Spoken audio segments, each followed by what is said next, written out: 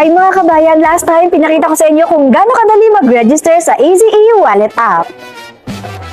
Ngayon ay ipapakita ko sa inyo ang pinaka-paborito ng lahat kung paano mag-top up receipt funds gamit ang EasyLink sa inyong wallet. At kung paano gumawa ng Easy Wallet prepaid Visa card, sobrang simple. Paano nga ba mag-top up at gaano kadali gumawa ng prepaid Visa card at ng digital card?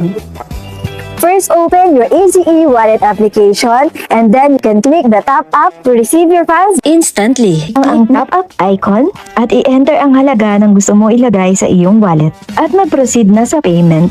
At i-click ang receive to transfer via EasyLink. I-send na ang link sa taong magpapadala sa'yo. And then, the money reflects immediately in your Easy Wallet balance. Turuan naman kitang gumawa ng iyong prepaid card. I-tap lang ang My Card icon at iselect na ang iyong card type. Sagutan lang ang mga sumusunod para sa delivery address mo. At i-confirm ang 5KD na bayad para sa card. I-activate na ang iyong digital e-wallet card.